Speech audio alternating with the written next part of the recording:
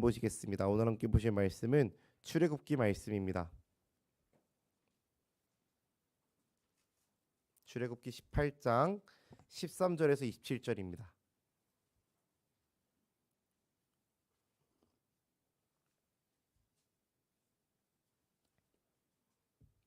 출애굽기 18장 13절에서 27절 말씀. 네, 다 찾으셨으면 제가 한 절, 그리고 여러분들 한 절씩 교독하여 읽은 후에 마지막 절 함께 읽도록 하겠습니다. 제가 먼저 읽겠습니다. 이튿날 모세가 백성을 재판하느라고 앉아 있고 백성은 아침부터 저녁까지 모세 곁에 서 있는지라.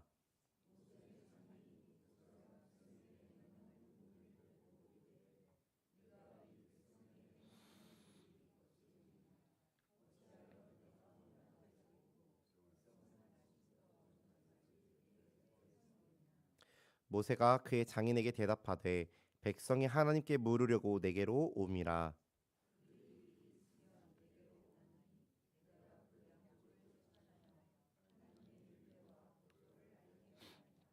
모세의 장인이 그에게 이르되 네가 하는 것이 옳지 못하도다.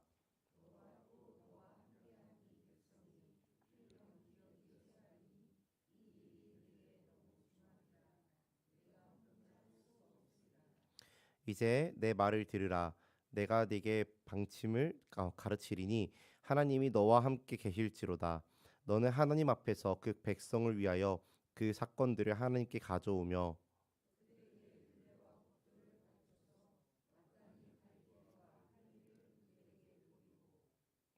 너는 또 온 백성 가운데서 능력 있는 사람들 곧 하나님을 두려워하며 진실하며 불의한 이익을 미워하는 자를 살펴서 백성 위에 세워 천부장과 백부장과 오십부장과 십부장을 삼아.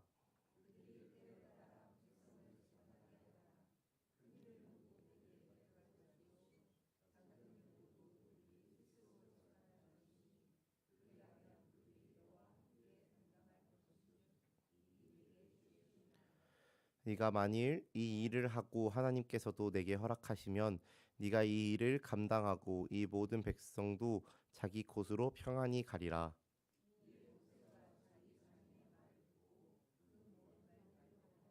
모세가 이스라엘 무리 중에서 능력 있는 사람들을 택하여 그들을 백성의 우두머리 곧 천부장과 백부장과 오십부장과 십부장을 삼음에.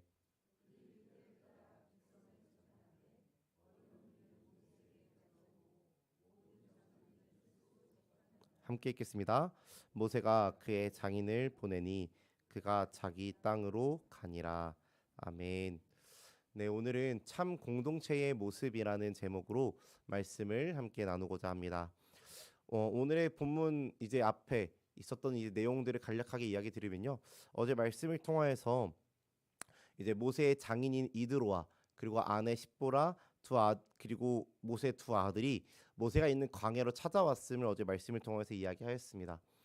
이드로가 모세와 이야기를 나누면서 하나님이 이스라엘에게 행하신 그 일의 간증을 듣고 그 이드로가 하나님을 인정하고 믿음으로 제사를 드리며 이스라엘이라는 신앙 공동체 안으로 이제 들어오게 됩니다.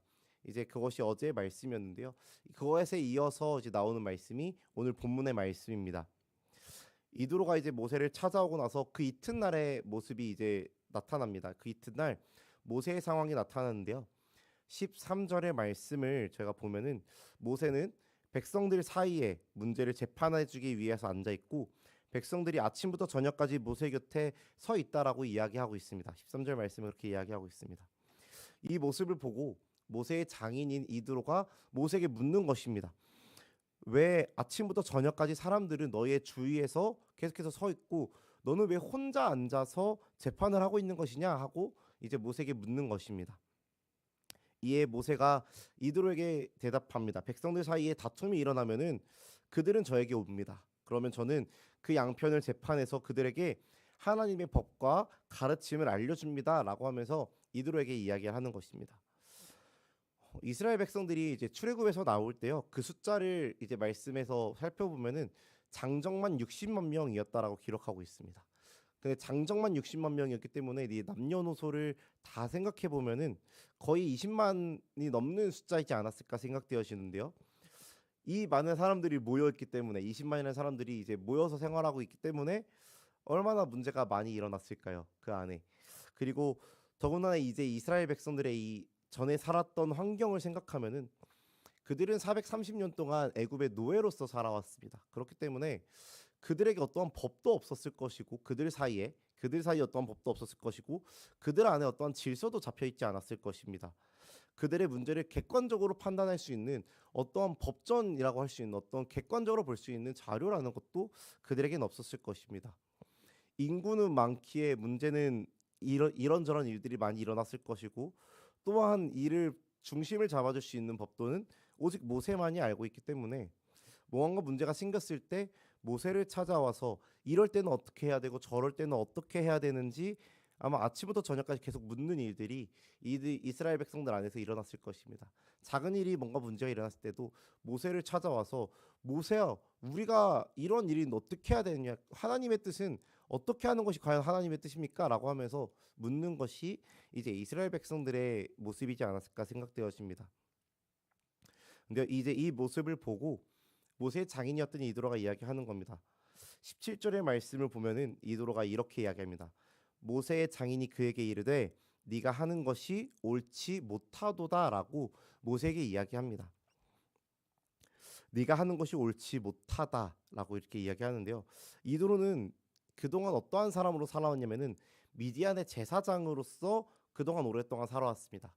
근데 이 미디안 제사장으로서 살아왔던 경험이 그에게 많이 쌓였을 것이고 또한 나이가 많았습니다. 그렇기 때문에 어, 이러한 일들을 분명히 보고 분명하고 그리고 정확하게 모세에게 조언을 하는 것입니다.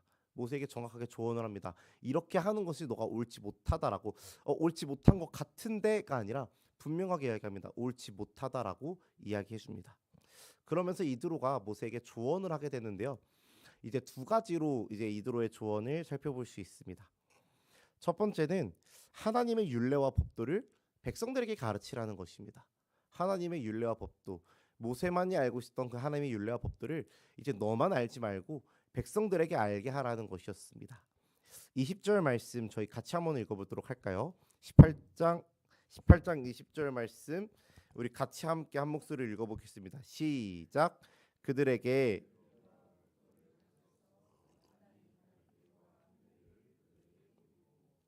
아멘. 이스라엘 백성들에게요. 하나님의 율례와 법도를 가르쳐서 그들이 스스로 삶의 방식과 방향을 정할 수 있도록 그렇게 하라는 것입니다. 그동안은 모세가 혼자 알고 그 율례와 법들을 기준 삼아서 어떠한 문제가 생겼을 때 이렇게 하세요, 저렇게 하세요를 해답을 해주었다라고 하면은 이제 이드로가 이야기하기를 그들의 문제가 일어났을 때 이제 이스라엘 백성들한테 문제가 일어났을 때 이렇게 해야 될지 저렇게 해야 될지를 자기들 스스로 판단해보고 정할 수 있도록 하나님의 율례와 법도를 그들에게 가르치라는 것입니다. 해답을 알려주지 말고 그것을 해답을 낼 수 있는 방법을 그들에게 알려주라는 것입니다. 그리고 이어서 이드로가 두 번째 방향을 제시합니다. 21절과 22절 말씀 함께 읽어보겠습니다. 시작. 너는 또 온 백성 가운데서 능력 있는 사람들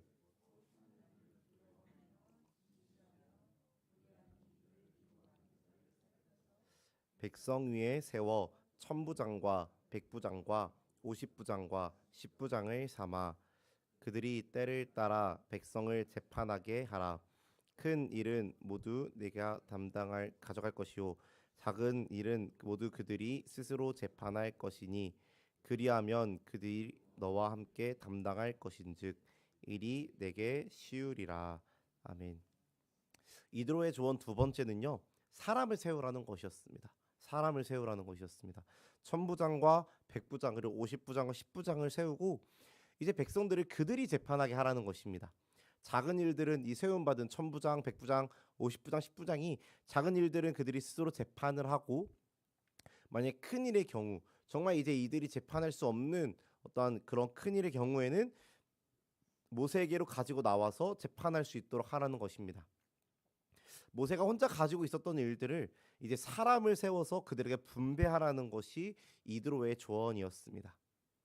그런데 여기서 저희가 한 가지 생각해야 될 부분이 있습니다. 모세가 이제 사람을 세워 그럼 이 만약에 조언을 받아들이면은 사람을 세워야 되는데 도대체 어떤 사람을 세워야 되냐라는 것입니다. 도대체 어떤 사람을 모세가 세워야 되냐라는 것입니다. 모세는 지금까지 지도자로서 이제 모세도 처음이기 때문에 누군가를 세워본 적이 없었고 또한 누군가에게 일을 맡겨본 적이 없었을 것입니다. 그런 모세가 사람을 세워야 되는데 어떤 기준을 가지고 어떻게 뽑아야 되는지 모세로서는 도통 알 수 없는 것입니다. 그런데 이에 대한 기준도 말씀에서 이드로가 분명하게 제시하고 있는데요. 21절의 말씀을 자세히 살펴보면 이제 그 기준이 나오게 됩니다. 그 기준은요 두 가지인데요. 능력 있는 사람들 곧 하나님을 두려워하며 진실하며 불의한 이익을 미워하는 자를 세우라는 것입니다. 21절의 말씀에 이렇게 기록하고 있습니다. 저희가 지금 이제 출애굽기 말씀을 나누면서 담임 목사님께서 지난해 설교하셨던 내용들을 바탕으로 그 흐름을 따라서 저희가 이제 설교를 준비하고 있는데요. 지난해 이제 담임 목사님께서 이 본문 말씀을 설교하실 때 이 부분에 대해서 두 가지 이 기준을 방금 나왔던 이 기준을 이제 원어를 따라서 두 가지로 딱 나눠서 이야기를 해주셨었습니다. 첫 번째는요. 이제 원어로 좀 해석을 하면 방금 읽었던 말씀의 내용과 살짝 달라지는데 하나님을 두려워하는 유능한 사람 이 첫 번째이고요. 두 번째는 불의한 이익을 미워하는 진실한 사람으로 이렇게 나누어집니다. 이렇게 두 가지로 나누어집니다. 각 백성의 리더로 세울 사람을 어떠한 기준으로 뽑냐면 첫 번째는 유능한 사람을 뽑아야 한다라고 이야기합니다. 근데요. 단순히 유능한 사람, 능력 있고 뭔가 역할을 맡겼을 때 이 역할을 잘 해내는 사람 이것으로 끝나는 것이 아니라요. 이 일을 맡겼을 때 잘 감당하는 사람인과 동시에 어떠한 사람이냐면은 하나님을 두려워하는 사람입니다. 하나님을 경외하는 사람이고 하나님을 의식하면서 계속해서 하나님을 바라볼 수 있는 전문가가 세워져야 된다라고 말씀하고 있는 것입니다. 단순히 일을 잘하는 사람이 필요한 것이 아닙니다. 일을 잘하는 사람은 그 안에 200만 명이라는 사람이 있었기 때문에 얼마나 많았겠습니까? 일을 잘하는 사람은 얼마나 많았겠습니까? 근데 일 잘하는 사람, 그러한 사람 말고 일을 잘하지만 그것뿐만이 아닌 하나님을 두려워하고 하나님을 경외하고 하나님에게 자신의 의식을 맞추어서 정말 하나님께 계속해서 여쭙고 하나님의 뜻을 따라 행하는 그런 사람을 첫 번째로 뽑으라는 것이었습니다. 그리고 두 번째로는요. 불의한 이익을 미워하는 진실한 사람을 뽑아야 한다라고 이야기했습니다. 이러한 사람은요. 어떻게 이야기하냐면은 외압에 흔들리지 않고 사적인 이익에 흔들리지 않는 사람이라고 표현합니다. 외압과 사적인 이익에 흔들리지 않고 진실되게 행동하는 사람을 뽑아야 된다라고 이야기하는데요. 외부의 어떤 압력이나 혹은 어떤 물질들을 보았을 때 이것을 보면서 내가 취하고 싶고 내가 높아지고 싶고 내가 뭔가 부해지고 싶어하는 이런 사적인 이익 이러한 유혹들에 흔들리지 않아야 되고 진실되고 거짓이 없이 진실되어지고 정직한 사람을 뽑아야 한다라고 이제 이드로가 이야기하는 것입니다. 정리하자면요. 사람을 뽑되 능력이 있으면서 하나님을 두려워하는 사람을 뽑아야 되고 그리고 또 외압과 사적인 이익에 흔들리지 않으면서 불의한 이익을 탐하지 않고 정직하고 진실한 그런 사람을 뽑아야 된다라고 이제 이드로가 이야기하고 있는 것입니다. 그로 이어서 이드로의 조언을 들은 모세의 반응이 나오게 됩니다. 24절에서 26절의 말씀에 이제 이 모세의 반응이 나오는데요. 제가 읽어드리겠습니다. 이에 모세가 자기 장인의 말을 듣고 그 모든 말대로 하여 모세가 이스라엘 무리 중에서 능력 있는 사람들을 택하여 그들의 백성의 우두머리 곧 천부장과 백부장과 50부장과 10부장을 삼음에 그들이 때를 따라 백성을 재판하되 어려운 일은 모세에게 가져오고 모든 작은 일은 스스로 재판하더라. 아멘. 이렇게 모세의 반응이 나옵니다. 모세가요 어떻게 하냐면요 이 이드로의 말을 듣고 그대로 행합니다. 그대로 행하여서 천부장과 10부장 이러한 리더들을 천부장부터 이제 10부장까지 리더들을 세웠고요. 그들이 스스로 재판할 수 있도록 백성들에게 율례와 법도를 가르칩니다. 이드로가 이야기한 조언대로 이스라엘 백성들 안에는 이제 무엇이 세워졌냐면은 체계와 조직이 세워졌고 그들이 이제 스스로 운영할 수 있는 그런 공동체로서 되어졌습니다. 이제 모세 혼자 감당하는 공동체가 아닌 함께 운영하는, 함께 이루어가는 그런 공동체가 세워졌음을 제가 볼 수 있는 것입니다. 그리고 이러한 일이 있은 후에 이도로가 자기 고향으로 돌아가며 오늘의 말씀이 마무리되어집니다. 오늘의 말씀의 결론을 좀 맺겠습니다. 하나님이요 이드로를 통해서 이스라엘 안에 조직을 세우고 체계를 세우시는 모습을 제가 말씀을 통해서 볼 수 있었습니다. 이드로가 처음 모세 혼자 감당하는, 모세 혼자서 재판하고 모세 혼자서 이끌어가고 있는 이 이스라엘의 모습을 보면서 이야기합니다. 옳지 못하다라고 분명하고 정확하게 이야기합니다. 하나님이 공동체를 보실 때요 아마 같은 마음이시지 않을까 생각되었습니다. 함께 일을 감당하지 못하고 역할이 제대로 주어지지 못하는 어떤 공동체의 모습들을 보시면서 하나님의 마음 역시 옳지 못하다, 이러한 공동체의 모습이 옳지 못하다라고 생각하시지 않을까 생각되었습니다. 하나님이요 먼저 우리 교회를 공동체로 세우셨습니다.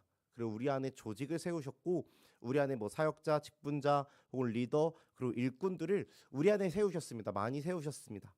우리를 교회로 부르신 그 하나님께서요 이 공동체를 세우기 위해 일꾼을 세우시고 역할을 주시고 혼자 일하며 감당하는 그런 공동체가 아니라 함께 일하며 헌신하는 그런 공동체로 우리를 세우셨습니다.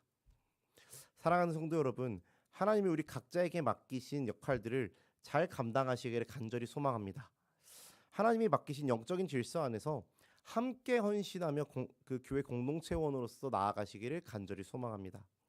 한 사람이 아니라 모두 함께 헌신하며 모두 함께 하나님이 맡기신 그 역할들을 감당하며 나아갈 때 하나님이 원하시는, 이스라엘을 보면서 옳지 못하다라고 하였던 이도로의 말과 옳지 못하다라고 생각하셨을 그 하나님의 마음이 아니라 우리를 바라보시면서 하나님이 원하시는 대로 우리 교회가 더욱 아름답게 그렇게 세워지는 교회 공동체를 이루기를 간절히 소망하고 축복합니다.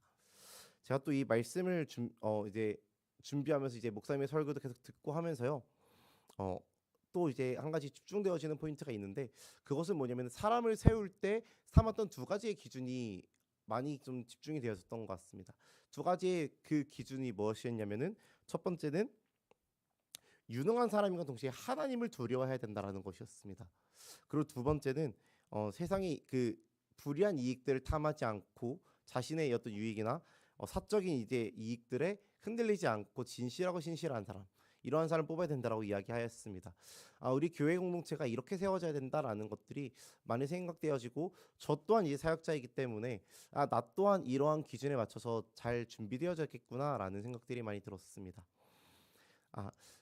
능력은 누구나 다 있습니다. 누구나 잘하는 것들이 있고 이 안에 정말 유능한 사람들, 다들 유능한 사람이십니다. 근데요 이것에서 끝나면은 죄송한데 세상의 어떠한 공동체와 다를 바가 없습니다. 하나님이 원하시는 공동체, 하나님이 원하시는 일꾼의 모습은요 하나님을 두려워하는 사람입니다. 하나님을 경외하는 사람이고 자신의 모든 포커스를 하나님께 맞추고 하나님의 의식을 따라, 하나님의 그 시선을 따라서 나아가는 것이 하나님이 세우고자 하시는 일꾼의 모습이다라는 것입니다. 사랑하는 성도 여러분, 우리는 교회의 일꾼으로서 세움 받았습니다. 우리는 교회를 함께 세워가고 함께 섬기는 자들로 세움 받았습니다. 그런 우리가 가져야 될 생각이 무엇이냐면은, 첫 번째로는 하나님을 두려워하고 하나님에게 나의 모든 의식을 집중하는 그런 삶을 살아야 된다라는 것입니다. 나의 능력, 나의 어떤 기술들이 많습니다. 있으면 너무나도 좋고 그것들을 가지고 잘하면 너무나도 좋습니다. 그런데 그것에서 끝나는 것이 아니라요, 내 이 능력들을 가지고 하나님을 두려워함으로써 이 능력들을 가지고 살아가는, 이 능력들을 가지고 교회를 섬기며 나아가는 그런 교회 공동체가 되어야 한다라는 것입니다. 사랑하는 성도 여러분, 하나님을 두려워하시길 소망합니다. 여러분의 모든 삶의 그 의식을 하나님께 집중하며 살아가기를 소망합니다. 나의 능력을 가지고 내가 원하는 것들을 막 펼치면서 살아가는 그런 교회 공동체의 일원이 아니라, 나의 이 능력들을 가지고 하나님이 원하시는 것은 무엇일까? 하나님이 나에게 원하시는 길은 어떠한 것일까? 하나님이 나에게 원하시는 삶의 방식, 하나님 내게 원하시는 헌신은 무엇일까를 늘 고민하면서 살아가길 간절히 소망합니다. 우리가 그렇게 날마다 하나님을 의식하며 하나님을 두려워함으로, 하나님을 경외함으로 하나님에게 우리의 모든 마음을 집중하며 나아갔을 때에 하나님께서 그런 우리의 마음을 보시고 그런 우리를 교회의 온전한 일꾼으로, 그리고 그런 우리로 온전한 교회 모습으로, 아름다운 교회 모습으로 세워갈 줄로 믿습니다. 날마다 우리가 교회 안에서 그런 주님의 일꾼으로서 세워지는 우리 모든 성도님들이 되시기를 간절히 소망하고 축복합니다. 네, 기도하겠습니다.